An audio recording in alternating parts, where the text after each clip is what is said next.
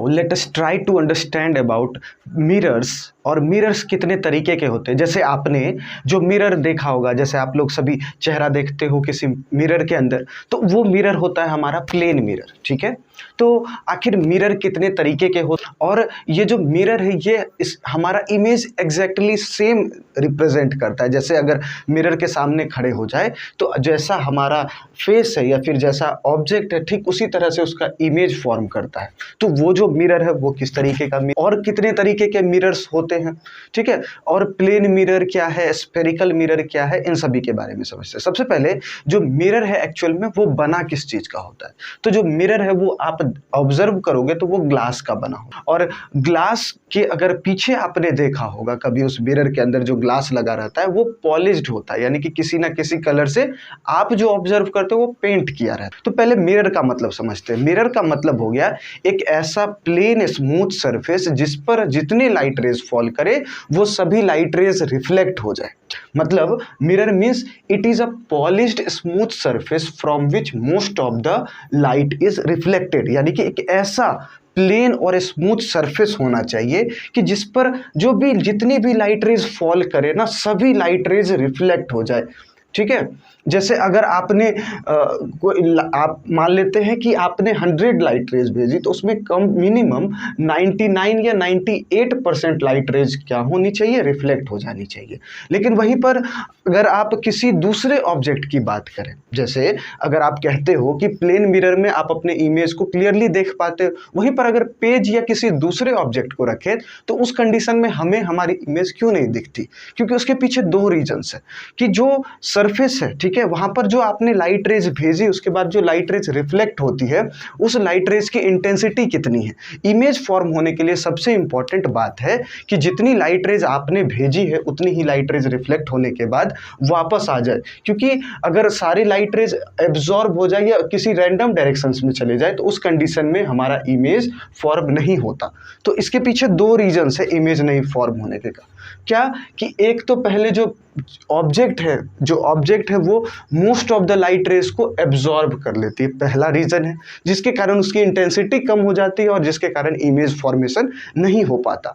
और दूसरा रीजन है कि वो जो सरफेस है वो प्लेन और स्मूथ सरफेस नहीं होने के कारण जो लाइट रेज आप जाती है ऑब्जेक्ट से वो रैंडम डायरेक्शंस में मूव होने के कारण उसका इमेज फॉर्म नहीं हो पाता। मतलब कि अगर सरफेस स्मूथ नहीं है, रफ सरफेस है, तो लाइट रेज की जो रिफ्लेक्शन होगी वो अलग अलग डायरेक्शन में होगी, अलग अलग डायरेक्शन में होने के कारण उसका इमेज फॉर्म नहीं हो सकता।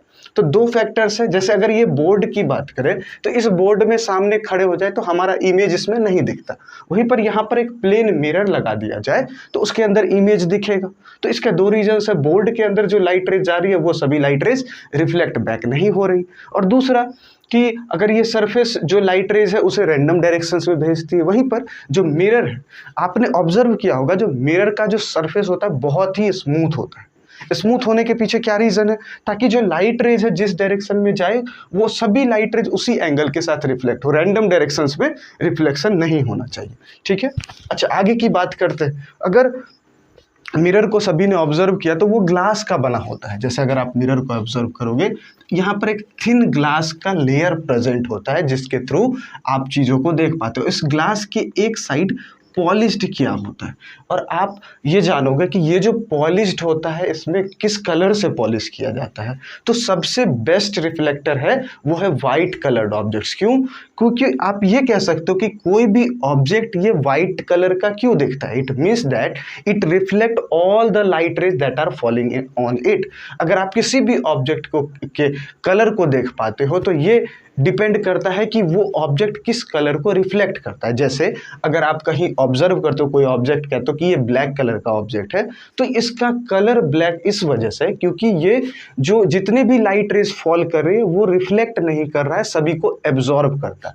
तो जहां पर एब्सेंस ऑफ लाइट होता है वो चीज अपने आप ब्लैक कलर की दिखती है। जैसे ये बोर्ड अभी ग्रीन कलर का दिखता है, इट मीन्स दैट कि इस पे लाइट रेज तो सभी फॉल करती है हर एक अलग अलग कलर्स की, लेकिन ये सिर्फ और सिर्फ ग्रीन कलर के लाइट को ही रिफ्लेक्ट करता।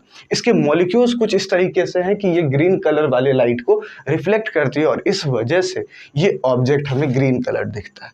तो अगर आप चाहते हो कि प्लेन जो मिरर है उसमें सभी कलर्स रिफ्लेक्ट हो, तो इसके पीछे जिस कलर से पेंट किया जाता है वो होता है वाइट कलर। अब वाइट कलर से पेंट नहीं होता, आखिर क्या है कोई सबसे बेस्ट रिफ्लेक्टिंग मटेरियल होना चाहिए, तो जो सबसे बेस्ट रिफ्लेक्टिंग मटेरियल है वो होता है सिल्वर। ठीक है, तो सिल्वर से अगर इसके ऊपर पेंट कर दिया जाए तो ये सबसे बेस्ट रिफ्लेक्टर हो जाएगा ये सरफेस। लेकिन जनरली सभी मिरर्स में सिल्वर से पेंट करना मुश्किल है, ठीक है, बहुत कॉस्टली है, इस वजह से पेंट नहीं कर सकते। इसी वजह से यहाँ पर जो पेंट किया जाता है इस पर, या तो वो एल्युमिनियम से पेंट कर दिया जाता है या फिर टिन ऑक्साइड से। ठीक है, टिन ऑक्साइड से इसमें दोनों में से किसी का लेयर होता है, क्योंकि ये एल्युमिनियम ये भी सिल्वर कलर का है और बहुत ज़्यादा शाइनी अपीयरेंस होता है, ये टिन ऑक्साइड से पेंट कर दिया जाता है। उसके बाद की बात करते हैं, तो सिर्फ ऐसा पेंट कर दिया जाए मेटल का तो उससे काम नहीं हो सकता। क्यों? क्योंकि वो एटमॉस्फेयर में प्रेजेंट ऑक्सीजन के साथ रिएक्शन कर सकते हैं। इस वजह से इसके ऊपर कोई दूसरा पेंट कर दिया जाता है, रेड कलर या जो भी कलर्स हो, ताकि इनका डायरेक्ट कांटेक्ट एटमॉस्फेयर से ना हो। और एक साइड तो ग्लास ही होता है, तो ग्लास तो इसे प्रोटेक्ट कर ही रहा है, दूसरे साइड से जो पेंट है वो इसे रिएक्शन होने नहीं देता है एटमॉस्फेयर में प्रेजेंट ऑक्सीजन के साथ, क्योंकि मेटल्स की जनरली टेंडेंसी होती है कि वो एटमॉस्फेयर में प्रेजेंट ऑक्सीजन के साथ रिएक्ट करे। ठीक है, अब क्या होगा, यहाँ पर ग्लास प्रेजेंट है तो वो तो बहुत ज़्यादा स्मूथ होता है, तो ये बन गया हमारा एक मिरर, जिसमें कि अगर कोई भी लाइट रे जिस सरफेस से आए तो ये जो पॉलिश्ड सरफेस है इससे टकराने के बाद most of the light raise reflect हो जाए। ठीक है, तो इस चीज़ को इस तरीके से बनता है हमारा मिरर। अब बात करते हैं, जो मिरर्स है उसे दो पार्ट में क्लासिफाई करते हैं। First one is plane mirror and second one is spherical mirror. अब जो प्लेन मिरर है उसका मतलब हो गया, if the reflecting surface is plane, मतलब जो हमारा रिफ्लेक्टिंग सरफेस है वो बिल्कुल स्मूथ है और एक प्लेन के जैसा है, ठीक है, कहीं कोई कर्व नहीं, तो then that is called plane mirror. Plane mirror का मतलब क्या हो गया, if the reflecting surface is a then it is known as plane mirror. और जो दूसरा है हमारा स्फेरिकल मिरर। अब स्फेरिकल मिरर का मतलब क्या होता है, स्फेरिकल मिरर का मतलब इफ द रिफ्लेक्टिंग सरफेस, जो जिस सरफेस से रिफ्लेक्शन होना है वो कर्व्ड हो, या फिर कह सकते हैं that is a part of a sphere. जैसे अगर मान लीजिए आपके पास एक स्फेयर है, उसे कट कर दिया जाए, जैसे एक बॉल है उसे हाफ कट कर दिया जाए और उसका मिरर बन जाए, उसका मान लीजिए आपके पास मिरर है, तो आप ऑब्जर्व करोगे जो रिफ्लेक्टिंग सरफेस है वो कर्व्ड होगा, तो that is called spherical mirror. Means if the reflecting surface is curved, or we can say the reflecting surface is a part of a sphere, then we can consider it as a spherical mirror. अब जो spherical mirror, अगर आप ball को observe करो, जैसे कटे हुए ball को ऑब्जर्व करो, तो वहाँ पर जो रिफ्लेक्टिंग सरफेस होंगी उसके बेसिस पर हमने इस स्फेरिकल मिरर को दो पार्ट में डिवाइड किया। First one is concave mirror and second one is convex mirror. जैसे हमारे पास जो रिफ्लेक्टिंग सरफेस है, मान लेते हैं कुछ इस तरीके से, तो यहाँ पर जो सरफेस है पॉलिश्ड सरफेस, कोई एक साइड हो सकता है, या तो इधर हो या तो इधर हो, तो मान लीजिए इस साइड हमने पॉलिश्ड कर दिया और जो रिफ्लेक्टिंग सरफेस है वो इस साइड है, केव पार्ट में। In that case this mirror is called concave mirror. Means in a spherical mirror if the reflecting surface is curved inwards then it is called concave mirror. यानी कि अगर inward, जो inward वाला part है, ये surface reflecting अगर हो जाए then that mirror is called concave mirror. ठीक है, और इसका जस्ट अपोजिट होगा कन्वेक्स मिरर। इसमें क्या होता है, इफ द रिफ्लेक्टिंग सरफेस, जो सरफेस रिफ्लेक्ट करने वाला है, ठीक है, if the reflecting surface is curved outward, यानी कि अब अगर आप इसके इस साइड से लाइट भेजोगे तो ये यहाँ पर रिफ्लेक्शन करेगी, then that is called convex mirror. So these are the mirrors and the concave and convex mirrors. तो आप समझ गए होंगे कि ये स्फेरिकल मिरर के दो टाइप्स किस बेसिस पर बनाए गए हैं, एक होता है कनकेव और दूसरा होता है convex mirror. Next we will understand the properties of image formed by the plane mirror. Now let us try to understand if the reflection takes place from the plane's mirror, अगर plane mirror से reflection होती है तो उस condition में कौन कौन सी चीज़ें हमें ध्यान देने वाली है। सबसे पहले, अगर किसी भी प्लेन मिरर से लाइट रेज रिफ्लेक्ट हो या फिर उसके सामने अगर आपने ऑब्जेक्ट प्लेस किया और आप उसी ऑब्जेक्ट को उस प्लेन मिरर में उसके इमेज को ऑब्जर्व करोगे, then you will observe that कि द हाइट ऑफ ऑब्जेक्ट और द साइज ऑफ ऑब्जेक्ट और the size of image both are same. आपने अगर प्लेन मिरर में ऑब्जर्व किया हो तो जैसा आपका फेस होता है, जिस साइज का आपका फेस होता है, ठीक उसी साइज का उस प्लेन मिरर के अंदर इमेज फॉर्म होता है। ठीक है, तो इसके सबसे पहला क्या हो गया कि प्लेन मिरर के अंदर सरफेस स्मूथ है, तो जैसा ऑब्जेक्ट होता है, जो ऑब्जेक्ट से जितनी लाइट रेज जाती है सभी लाइट रेज बिल्कुल पैरेलल होती है और रिफ्लेक्शन के बाद भी वो सभी लाइट रेज पैरेलल ही होती है। इस वजह से हमें उसके शेप में कोई भी चेंज देखने को नहीं मिलता, क्योंकि जितने भी इंसिडेंट रेज हैं सभी का जो एंगल होता है वो सभी लाइट रेज एक ही एंगल ऑफ इंसिडेंस से जाती है और एक ही एंगल ऑफ इंसिडेंस से रिफ्लेक्ट बैक हो जाती है। ठीक है, अब दूसरी बात कि जैसे अगर आपका ये ऑब्जेक्ट है ए बी साइज का, तो यहाँ से अगर आपने लाइट रेज, जैसे सपोज करते ये हमारा ऑब्जेक्ट है और यहाँ पर आपने मिरर को प्लेस कर दिया। ठीक है, ये ऑब्जेक्ट है और यहाँ मिरर प्लेस किया, तो यहाँ से जो लाइट रेज है यहाँ ये लाइट रेज गई और इस मिरर को स्ट्राइक करने के बाद जो ऑब्जर्वर है उसके आइज तक चली गई। अब जो ऑब्जर्वर है उसे ये नहीं दिखता कि लाइट रे जाती है टकरा कर वापस आती है, ये हमें कभी नहीं दिखता। जैसे अगर आप किसी इस बोर्ड को देख पा रहे हो तो आपको कभी ऐसा नहीं लग रहा होगा कि लाइट रेज जाती है, पहले इस बोर्ड को स्ट्राइक करती है और फिर जाती है कहीं तक। हमें बस सिर्फ इतना दिखता है कि बोर्ड से लाइट आ रही, हमें बोर्ड विजिबल है। ठीक उसी तरह से जो ये पर्सन है उसे ये ऐसा नहीं दिख रहा होगा कि ये लाइट रेज जाती है, पहले टकराती है और वापस आती है। इस ऑब्जर्वर को डायरेक्टली ऐसा दिखता होगा कि ये लाइट रेज मिरर के अंदर कोई ऑब्जेक्ट प्रेजेंट है और उसी ऑब्जेक्ट से ये लाइट रेज आ रही है। तो अकॉर्डिंग इस ऑब्जर्वर को ऐसा लगेगा कि इस मिरर के अंदर कोई ऑब्जेक्ट प्रेजेंट है और वो लाइट रेज इसी ऑब्जेक्ट से इस ऑब्जर्वर तक आती है। तो यहाँ पर जो इस लाइट रेज को अगर एक्सटेंड किया जाए तो इस ऑब्जर्वर को फील होगा कि इस जगह पर कोई ऑब्जेक्ट, यानी कि उस ऑब्जेक्ट का जो इमेज है वो इस जगह पर फॉर्म होता है और यहाँ पर जितना हाइट इस ऑब्जेक्ट का होगा ठीक इसी इतना ही हाइट यहाँ पर प्रेजेंट इमेज का होता है। जैसे ए और बी क्या है, ऑब्जेक्ट है, तो इस ऑब्जर्वर को जो दिखेगा इस ऑब्जेक्ट का इमेज वो ए डैश बी डैश होगा। दूसरी बात, ये जो डिस्टेंस है, the distance between the object and the mirror is same as the distance between mirror and the image. तो जो दूसरी प्रॉपर्टी है, आप कह सकते हो कि जो डिस्टेंस है ऑब्जेक्ट का मिरर से उतना ही डिस्टेंस मिरर का भी उस इमेज के साथ होता है। अगर ऑब्जेक्ट के डिस्टेंस को चेंज किया जाए तो मिरर के अंदर जो इमेज फॉर्म होता है उसकी भी डिस्टेंस चेंज हो जाएगी। और देखते हैं, image will B virtual and erect.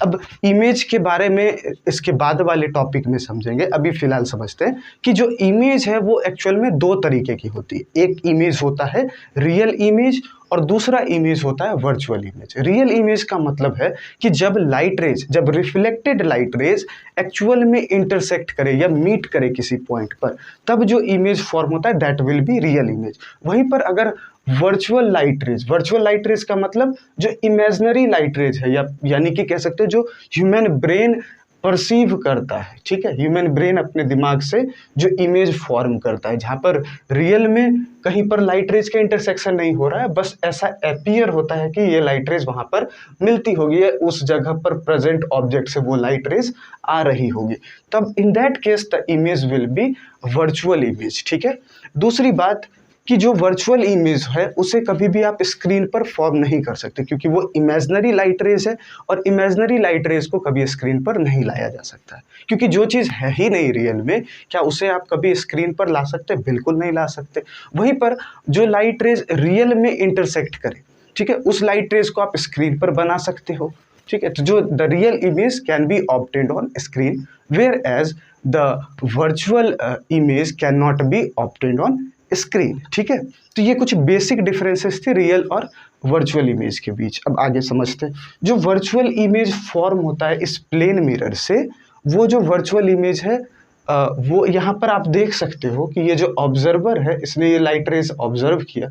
अब इसके ब्रेन ने, ऑब्जर्वर ने क्या ऐसा अपीयर हो रहा है इस ऑब्जर्वर को कि यहाँ पर मिरर के अंदर कोई ऑब्जेक्ट है और वहाँ से लाइट रेज बाहर की तरफ आ रही है। तो ये जो लाइट रेज है ये क्या है, ये इमेजिनरी लाइट रेज है। रियल में मिरर के अंदर कुछ प्रेजेंट नहीं होता, इसे बस अपीयर होता है, यानी कि ये जो लाइट रेज है दीज आर वर्चुअल और फिर इमेजिनरी लाइट रेज, और इमेजिनरी लाइट रेज की वजह से जो इमेज फॉर्म हो जाए that will B virtual image. उसके बाद जो वर्चुअल इमेज है दैट इज ऑलवेज इरेक्ट, यानी कि जैसा ऑब्जेक्ट, ठीक है, जैसे टेल है और हेड है तो जो इमेज फॉर्म होगा वो भी टेल और हेड होगा। लेकिन वहीं पर जहाँ रियल इमेज फॉर्म होता है उस केस में जो इमेज है वो बिल्कुल उल्टा हो जाता है, इन्वर्टेड इमेज होता है। तो प्लेन मिरर के केस में जब भी इमेज फॉर्म होगा that will be imaginary image और वर्चुअल इमेज। और जल्दी बताओ कि जो वर्चुअल इमेज होते हैं वो कैसे होते हैं, दे आर ऑलवेज इरेक्ट। बिल्कुल, वेरी गुड। तो वो इमेज कैसे होंगे, इरेक्ट होंगे। अब बात करते हैं डिस्टेंस की, तो बात हो ही गई कि डिस्टेंस ऑब्जेक्ट और मिरर का, मिरर और इमेज का वो सेम होगा। अगली बात करते हैं, the image formed by plane mirror is laterally inverted.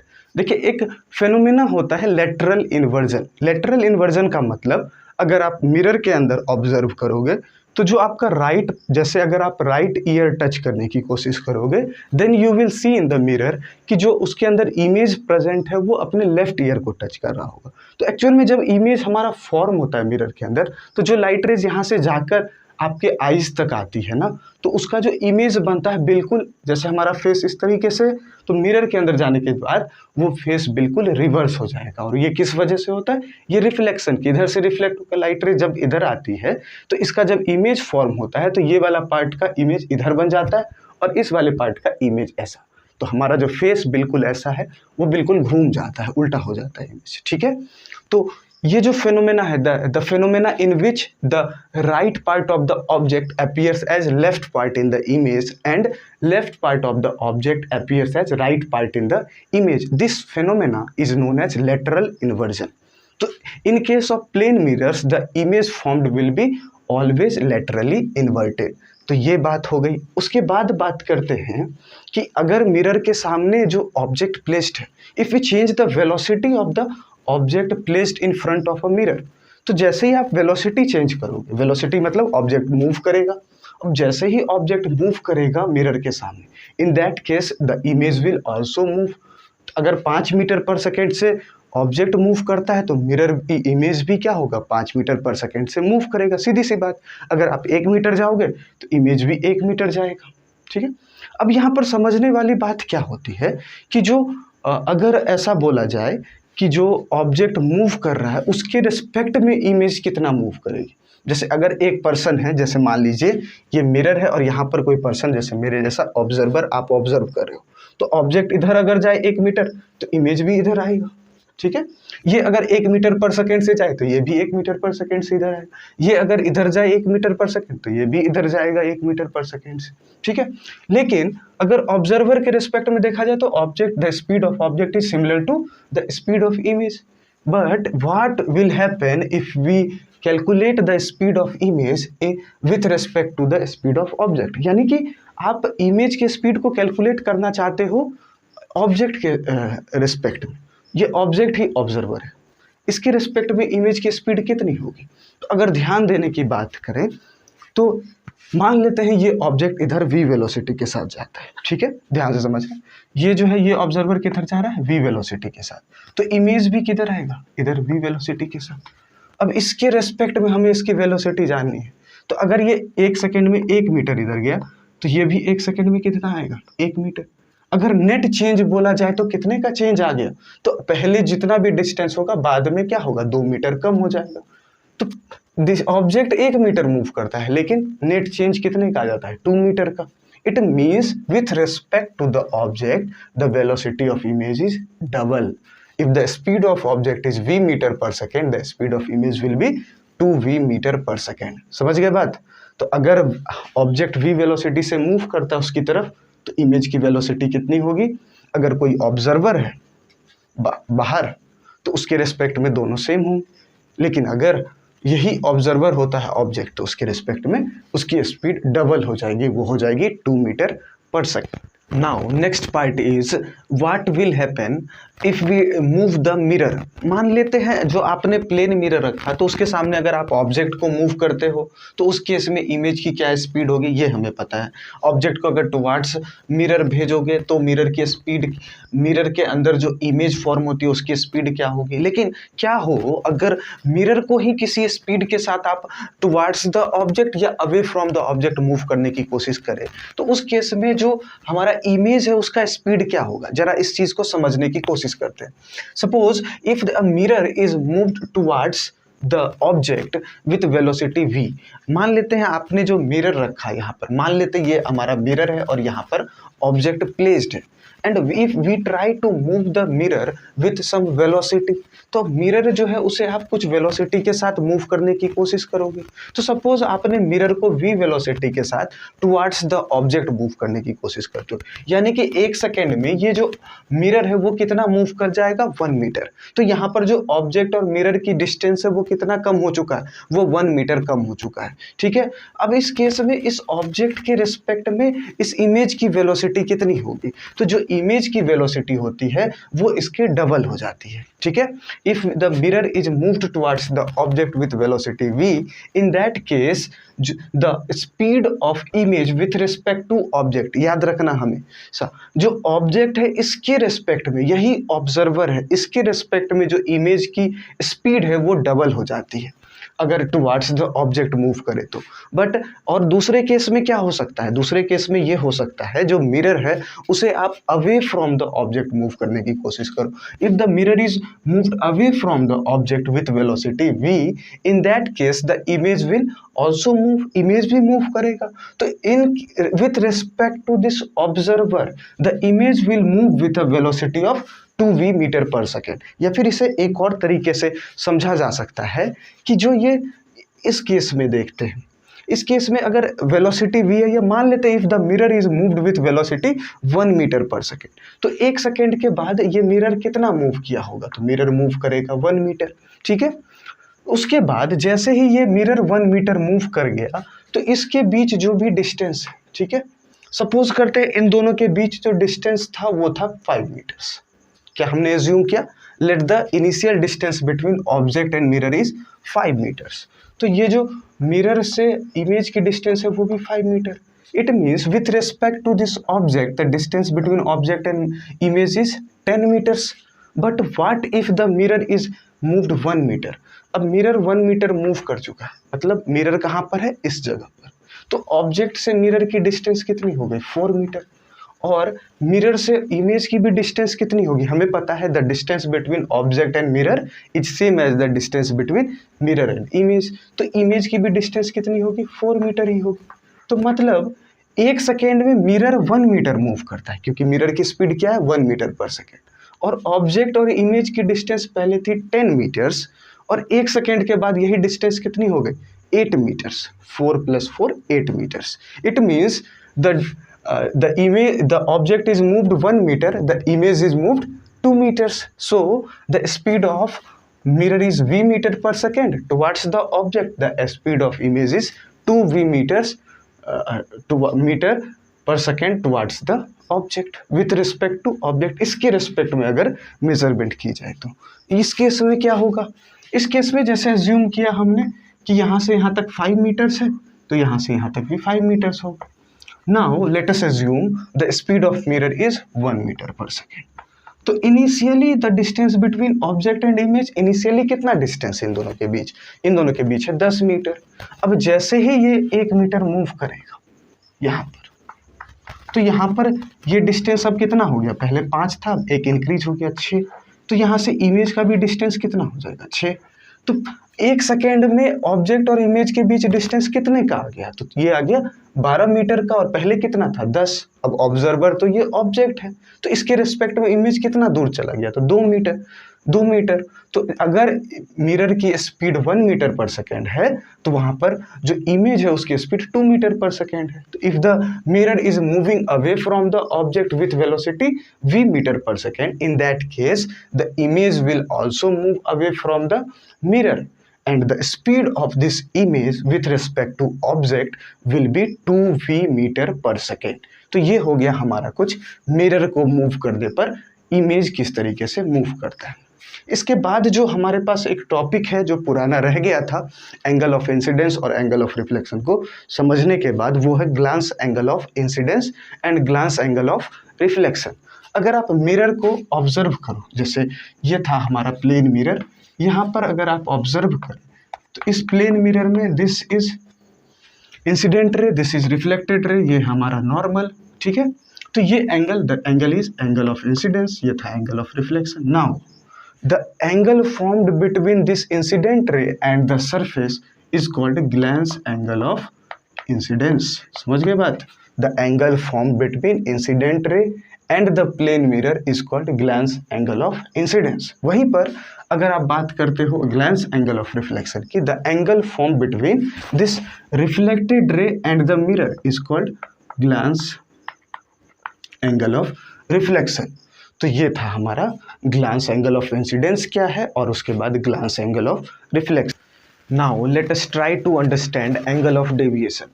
Angle of deviation का मतलब होता है, जैसे मान लेते हैं आपने किसी लाइट रे को भेजा और उसके बाद आपने उस लाइट रे के जगह पर मिरर लगा दिया, तो जो लाइट रे जिस पाथ पर जाना चाहिए था उस पाथ पर ना जाकर उस मिरर के कारण वो जो लाइट रे है वो अपने पाथ से कितना डेविएट हो जाता है, कितना अपने पाथ से हट जाता है, दैट इज कॉल्ड, वो जो एंगल जितने एंगल से डेविएट होगा that will B angle of deviation. अगर एंगल ऑफ डेविएशन कैलकुलेट करना है तो इसका मतलब हुआ कि आपने जो लाइट रे, जैसे जो लाइट रे भेजा गया that will B incident ray, अगर ये मिरर ना होता तो ये लाइट रे अपने पाथ पर निकल जाती, लेकिन due to this mirror the light ray is deflected from its path, तो ये लाइट रे अपने पाथ से डिफ्लेक्ट हो गया। तो आखिर ये कितना डिफ्लेक्ट हुआ, उसी चीज को हम लोग बोलते हैं एंगल ऑफ डेविएशन।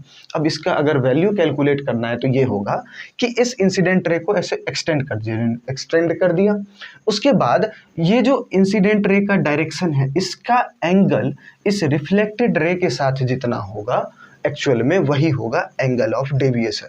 और इस एंगल ऑफ डेविएशन को कुछ इस तरीके से डिनोट करते हैं, इसे बोलते हैं डेल्टा, ठीक है। तो डेल्टा से रिप्रेजेंट किया जाता है एंगल ऑफ डेविएशन को। इसका क्या मतलब हुआ कि लाइट रे को जाना चाहिए था इस पाथ पर, इतना निकल जाती लाइट रे, लेकिन जैसे मिरर आया ये लाइट रे यहाँ ना जाकर इतने एंगल से घूम गई। तो यही जो एंगल फॉर्म हुआ, the incident ray is produced forward and it's angle with the reflected ray, यही होगा हमारा एंगल ऑफ डेविएशन। अब दूसरी बात कि इसका डेफिनेशन क्या होगा, the angle formed between the direction of incident ray and the reflected ray, the form the direction of incident ray and the reflected ray is called angle of deviation, ठीक है। अब एक कंडीशन है और कुछ समझने की कोशिश करते हैं। If the angle of incidence is theta, in that case what will B angle of deviation. देखिए ये अगर थीटा है तो ये वाला भी एंगल क्या होगा, थीटा। अब अगर आप समझने की कोशिश करें तो ये पूरा क्या है हमारा, ये एक स्ट्रेट लाइन है और इस स्ट्रेट लाइन में जितने भी एंगल्स फॉर्म होंगे सभी 180 डिग्री होंगे। इसका मतलब theta plus delta will be 180 degree, या फिर आप कह सकते हो 2 theta plus delta is equal to 180 degree. तो यहाँ से हमारे पास जो डेल्टा आया that is angle of deviation, that will be 180 minus 2 theta. फिर से समझिए, if the angle of incidence is theta, in that case the angle of deviation is 180। कैसे हो गया 180 माइनस 2 थीटा, ये एक स्ट्रेट लाइन है, स्ट्रेट लाइन पर जितने भी एंगल्स मिलते हैं सभी का सम 180 डिग्री होता है। तो ये एंगल थीटा है तो हमें पता है एंगल ऑफ इंसिडेंस अगर थीटा है तो एंगल ऑफ रिफ्लेक्शन भी थीटा होगा, और ये एंगल हमने एज्यूम किया delta.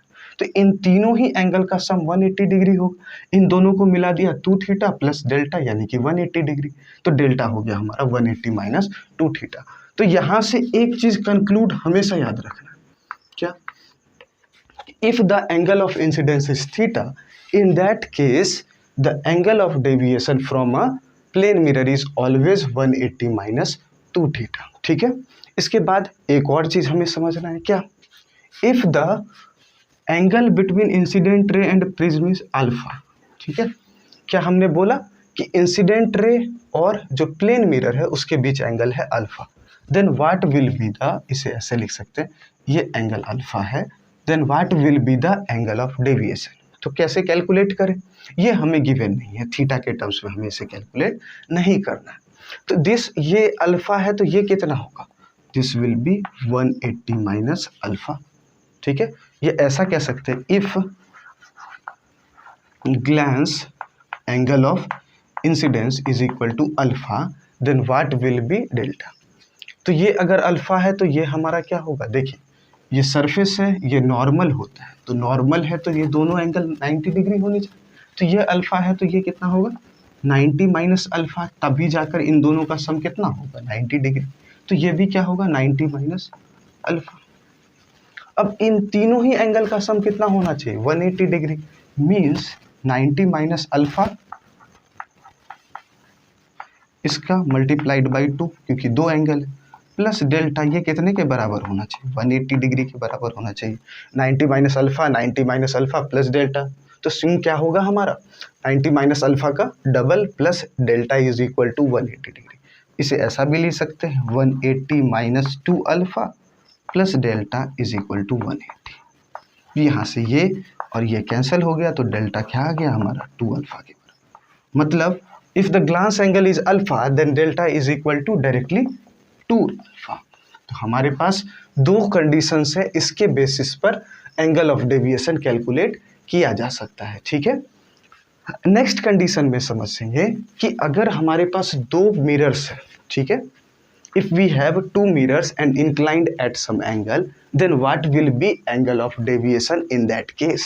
Now we will try to calculate angle of deviation for two mirrors placed at some angle theta. देखिए पहले इस चीज़ को समझने की कोशिश करते हैं कि ये जो एंगल ऑफ डेविएशन है दो प्लेन मिरर्स के लिए जो किसी एंगल पर प्रेजेंट है, ये बहुत ही इम्पॉर्टेंट है और इसे बहुत ही अच्छे तरीके से हमें समझना चाहिए। कैसे समझ सकते हैं, जैसे सपोज करते हैं हमने दो प्लेन मिरर्स को प्लेस किया, और कैसे प्लेस किया, they are inclined at some angle theta.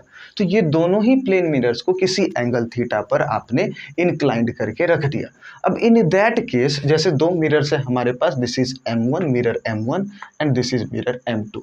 उसके बाद आपने एक लाइट रे पास किया इधर से, that this is our incident ray. वो सबसे पहले मिरर M1 को स्ट्राइक करती है, स्ट्राइक करने के बाद ये हमारा एंगल ऑफ इंसिडेंस, तो इतना ही एंगल ऑफ रिफ्लेक्शन होता है। उसके बाद दूसरे मिरर से रिफ्लेक्ट होती है और उसके बाद ये लाइट रे चली जाती है।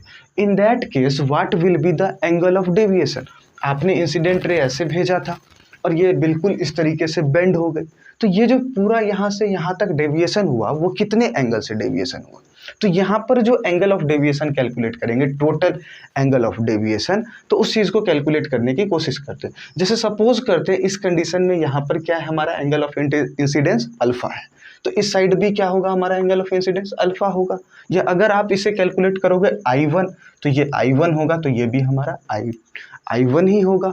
और जब ये दूसरे मिरर को स्ट्राइक करती है तो ये किसी एंगल पर स्ट्राइक करेगी, तो let us assume that this is beta.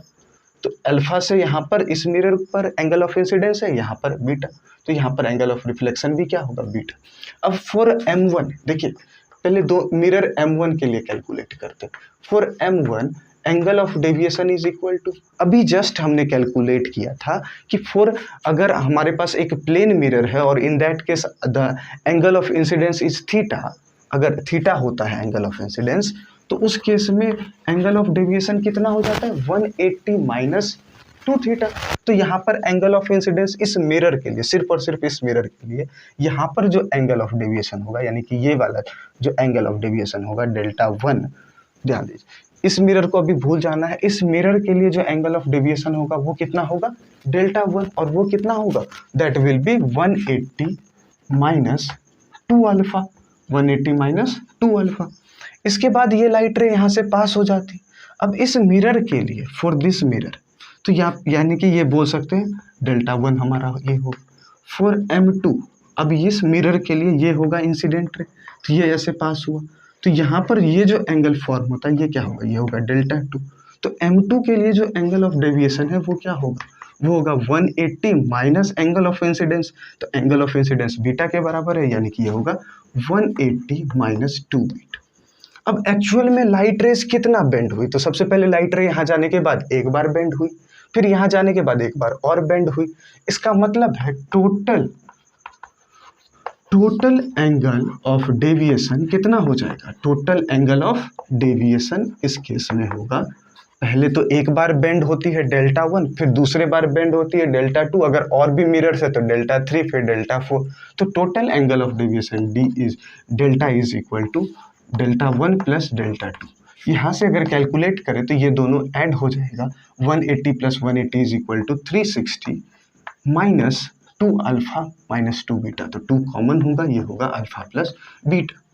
ठीक है, यहाँ तक हमारा एक पार्ट क्लियर हो गया। अब दूसरी बात है कि ये क्या अल्फा प्लस बीटा हमें हर बार कैलकुलेट करनी होगी या किसी चीज़ पर ये डिपेंडेंट होगा। अब इस चीज़ को समझते हैं। जैसे देखिए, ये जो हमारा ये एक ट्राइंगल फॉर्म करता है, यहाँ पर देख सकते हो। अब इस ट्राइंगल में इस एंगल की बात करें तो ये कितना होगा? ये अगर एक मिरर है तो यहाँ पर नॉर्मल है, तो ये बीटा है, तो ये कितना होगा? 90 माइनस बीटा। ये वाला एक मिरर है, ये नॉर्मल है, ये एंगल अल्फा है, तो ये मिरर के साथ एंगल कितना होगा? 90 माइनस अल्फा। अब ट्राइंगल के तीनों एंगल्स का सम कितना होता है? ये तीनों एंगल का सम होता है 180 डिग्री। यानी कि नाउ ऐसा कहा जा सकता है, this angle theta plus this angle will be 90 minus beta plus this angle will be 90 minus alpha, 90 minus alpha, all this equal to 180 degree. यहाँ से एक चीज़ कंसिडर किया जा सकता है, 90 प्लस 90 180 डिग्री, और ये 180 डिग्री कैंसिल हो गया। तो theta minus alpha minus beta, यहाँ पर अगर इस दोनों को इस साइड लेकर जाए तो ये होगा अल्फा और ये होगा बीटा। तो हमारे पास एक और रिलेशन आ गया, theta is equal to alpha plus beta, and putting this value of theta और alpha plus beta in this equation, what we will get? We will get the net angle of deviation is equal to 360 minus 2 theta।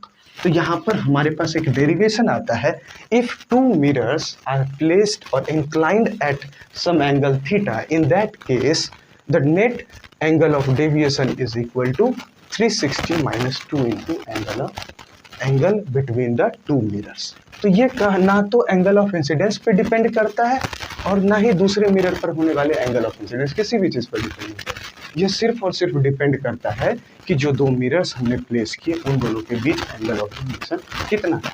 उसके basis पर बताया जा सकता है कि जो दोनों जो लाइट रेज है उसमें टोटल एंगल ऑफ डेविएशन कितना होता है। इस चीज़ को फिर से समझ लेते हैं। Suppose we have two mirrors M1 M2 और दोनों मिरर किसी एंगल थीटा पर प्लेस्ड है। अब आपने क्या किया, आपने एक लाइट रे इंसिडेंट रे भेजा जहाँ की एंगल ऑफ इंसिडेंस है जिसका अल्फा, तो एंगल ऑफ रिफ्लेक्शन भी उतना होता है, ये रिफ्लेक्ट हो जाए। उसके बाद जैसे ये दूसरे मिरर पर जाए वहाँ पर भी कुछ एंगल ऑफ इंसिडेंस है, क्योंकि दोनों मिरर्स किसी एंगल पर प्लेस्ड है, तो ये जो यहाँ पर के लिए एंगल ऑफ इंसिडेंस है उतना एंगल ऑफ इंसिडेंस दूसरे के लिए नहीं होगा, तो यहाँ पर एंगल ऑफ इंसिडेंस होता है बीटा, यहाँ से उतने ही एंगल के साथ ये रिफ्लेक्ट हो जाता है। अब इस कंडीशन में समझते हैं कि इस मिरर के लिए एंगल ऑफ डेविएशन क्या हो। तो ये इंसिडेंस है, एंगल ऑफ ये इंसिडेंट रे है, इसे एक्सटेंड किया, इसका और रिफ्लेक्टेड रे के बीच जो एंगल ऑफ डेविएशन होगा दैट विल बी, यहाँ पर ये कैलकुलेट करेंगे तो यहाँ एंगल ऑफ डेविएशन अगर कैलकुलेट करें तो ये होता है 180 minus 2 into angle of incidence. तो यहाँ पर एंगल ऑफ इंसिडेंस अल्फा है तो 180 माइनस 2 अल्फा। वहीं पर अब ये लाइट रे जब दूसरे मिरर को स्ट्राइक करती है तब कितना एंगल ऑफ डेविएशन होता है, तो यहाँ पर होगा, ये होगा इंसिडेंट रे, इसे स्ट्राइक, इसे एक्सटेंड किया और इसका इस ये जो हमारा रिफ्लेक्टेड रे है इसके बीच जो एंगल फॉर्म होता है दैट विल बी डेल्टा 2। तो डेल्टा 2 कैलकुलेट किया तो 180 minus 2 into angle of incidence, तो इस मिरर के लिए एंगल ऑफ इंसिडेंस बीटा है। नाउ जो टोटल एंगल ऑफ डेविएशन है, पहले ये लाइट रे आया इधर से, ये कितना बेंड हुआ तो डेल्टा 1, फिर ये इतना गया, फिर कितना बेंड हुआ डेल्टा 2। तो टोटल एंगल ऑफ डेविएशन की बात करें तो पहले डेल्टा 1 फिर डेल्टा 2, तो total angle of deviation delta 1 प्लस डेल्टा 2। तो दोनों को जब ऐड किया तो हमें आया 360 minus 2 into alpha plus beta. अब हमारा काम है इस अल्फा प्लस बीटा के वैल्यू को कैलकुलेट करना। तो जब इस ट्राइंगल को ऑब्जर्व करते हैं तो ये एंगल थीटा है, ये वाला एंगल क्या होगा, ये नॉर्मल है तो 90 डिग्री पर है, तो ये बीटा, तो ये 90 माइनस बीटा। उसी तरीके से ये मिरर है, यहाँ पर नॉर्मल है तो ये अल्फा, तो ये वाला एंगल 90 माइनस अल्फा होगा। इन तीनों ही एंगल का सम कैलकुलेट करें 180 डिग्री आता है, ये कैंसिल हो गया, यहाँ से हमारे पास अल्फा प्लस बीटा थीटा के इक्वल आ जाता है। जैसे इसे प्लेस करते तो हमें पता चलता है if two mirrors are placed at an angle theta, in that case the total angle of deviation through this set of two plane mirrors is 360 minus 2 theta. तो ये था हमारा पूरा एंगल ऑफ डेविएशन, जहाँ पर एक मिरर से लेकर दो मिरर तक के सभी कैलकुलेशन हमने कर लिए। होपफुली आपको ये सभी चीज़ें अच्छे तरीके से समझ आ गई होंगी। यहाँ तक देखने के लिए बहुत बहुत धन्यवाद।